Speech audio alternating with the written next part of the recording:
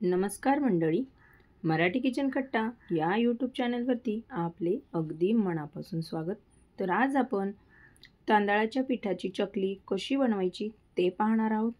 तर ही रेसिपी अगदी साधी, सोपी आणि झटपट अशी होणारी आहे. आणि विशेष म्हणजे ही चकली संपेपर्यंत कुरकुरीत राहते आणि महिनाभरही आरामात टिकते. बऱ्याचदा आपल्याला चकली तळताना प्रॉब्लेम्स येतात की चकली ही तेलात विरघळते किंवा मग ती आतमध्ये कच्चीच राहते किंवा आतपर्यंत ती तळल्या जात नाही किंवा पोकळ होत नाही किंवा कुरकुरीत सुद्धा होत नाही. तर यासाठी मी भरपूर अशा टिप्स आणि ट्रिक्स सांगितलेले आहेत. तर व्हिडिओ शेवटपर्यंत नक्की पहा आणि तुम्ही जर चॅनलवरती पहिल्यांदाच आला असाल तर चॅनलला पटकन सबस्क्राईब करून घ्या. तर चला लगेच आपण रेसिपीला सुरुवात करूयात.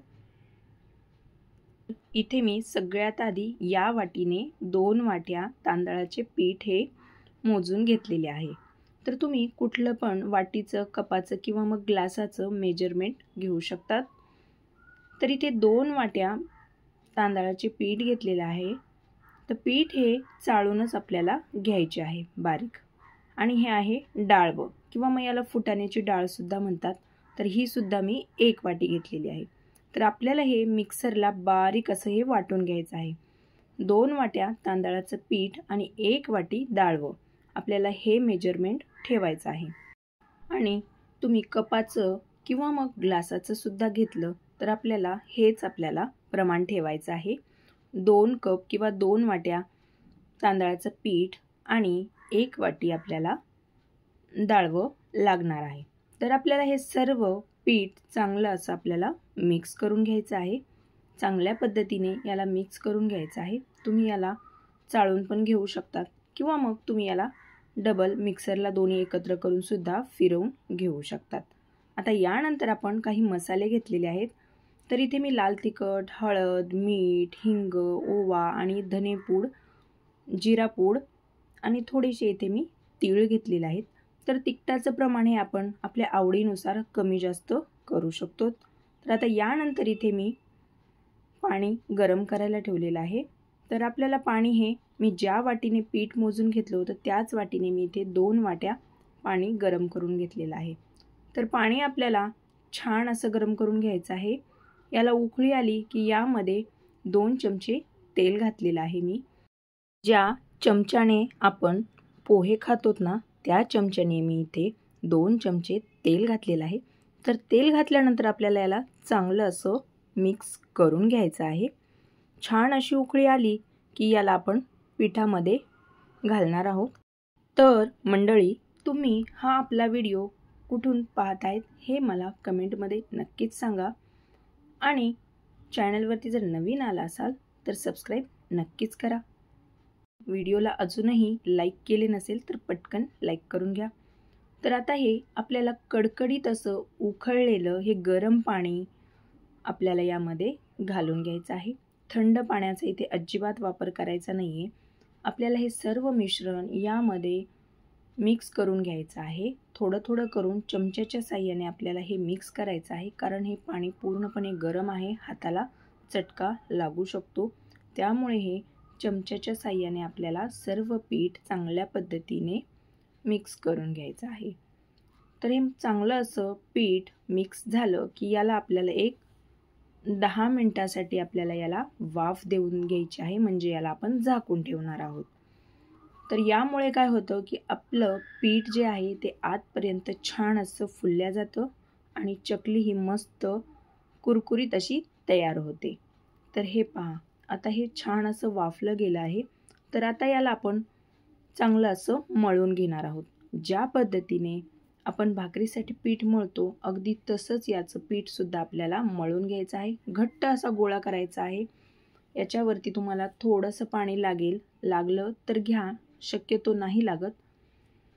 थोडंसं लागलंच तर यामध्ये आपल्याला गरम पाण्याचाच वापर करायचा आहे. तर मी इथे थोडंसं पाणी घालते आहे. पाणी यामध्ये यावरून लागतं की आपण तांदूळ कुठला वापरतो. तुम्ही राशनचा पण वापरू शकता किंवा मग घरचा तुमचा कुठला जो तुम्ही डेली यूजसाठी खाता तो सुद्धा तुम्ही यामध्ये तांदळाचा वापर करू शकता। तर या पद्धतीने मी इथे घट्ट असा गोळा बनवून घेतलेला आहे। पातळ आपल्याला अजिबात करायचा नाही आहे। जर तुम्ही पातळ केला तर चकली ही आपली नरम होते, कडक होत नाही किंवा क्रंची होत नाही। त्यामुळे शक्यतो हे पीठ घट्टच मळायचं आहे। आता आपण यामध्ये हा चकलीचा साचा घेतलेला आहे मी, याला आतून आपल्याला तेलाने ग्रीस करून घ्यायचं आहे की जेणेकरून पीठ हे आतमध्ये चिटकले जात नाही आणि जी चकली तयार होते तर ती चकली एकदम छान अशी काटेदार बाहेर निघते त्यामुळे। तर आता मी इथे चकल्या बनवून घेत आहे। तुम्हाला हव्या त्या आकारामध्ये तुम्ही लहान मोठ्या चकल्या इथे तयार करू शकतात। तर या पद्धतीने चकली बनवून घ्यायची आहे आणि चकली बनवत असताना पहिलं आणि शेवटचं चकलीचं टोक हे आपल्याला आतमध्ये दाबून घ्यायचं आहे। जर त्याला दाबलं नाही तर ती चकली आपली तेलामध्ये सुटल्या जाते आणि त्याचे तुकडे पडतात। त्यामुळे होईल तेवढं याचं पहिलं आणि शेवटचं टोक आपल्याला दाबून घ्यायचं आहे। तर आता इथे मी तेल गरम करायला ठेवलेलं आहे। तर तेल सुरुवातीला आपल्याला छान असं कडकडीतच गरम करायचं आहे। त्यानंतर आपल्याला लो टू मीडियम वरती आपल्याला या चकल्या छान अशा तळून घ्यायच्या आहेत। आणि चकली टाकल्याच आपल्याला याला पलटवायचं नाहीये, कारण चकली ही ओली असते त्यामुळे तिचा तुकडा पडण्याचा जास्त अशी शक्यता असते। त्यामुळे 2 ते 3 मिनिटं याला सेट होऊ द्यायचं आहे। थोडेसे बुडबुडे यावरचे कमी झाले की मग याला पलटवून घ्यायचं आहे। तुम्ही पाहू शकतात आता सुरुवातीला बुडबुडे हे जास्त होते, आता कमी झालेले आहेत। तर या पद्धतीने चकली जर तळली तर आपली चकली ही छान होते आणि ती आतपर्यंत सुद्धा तळल्या जाते। तर चकली ही तळली आहे का नाही तुम्हाला कसं कळेल, तर सुरुवातीला चकलीवरती बुडबुडे हे जास्त असतात जेव्हा ती कच्ची असते। जशी ती तळल्या जाते ती वरती येते आणि मग बुडबुडे सुद्धा कमी होतात, म्हणजे समजायचं की आपली चकली ही छान अशी तळल्या गेलेली आहे। तर हे पहा किती रंग पण सुरेख असा आपल्या चकलीला आलेला आहे। तर ही चकली खूप लवकर होते, कमी मेहनतीत आणि एकदम खमंग आणि चविष्ट अशी बनवून ही चकली तयार होते। तर ही तांदळाची चकली अजिबात तेलकट सुद्धा होत नाही, तेल जास्त पीत नाही, आतपर्यंत ही तळल्या जाते, कुरकुरीत होते आणि ही चकली महिनाभर आरामात टिकते। तर तुम्हाला मी तळल्यानंतर हे पहा मी तोडून सुद्धा दाखवते। तुम्हाला चकलीच्या मोडण्यावरूनच अंदाजा येत असेल की चकली ही किती खुसखुशीत झालेली असेल म्हणून। तर तुम्हाला मी आतमध्ये एक तोडून सुद्धा दाखवते की किती पोकळ झालेली आहे।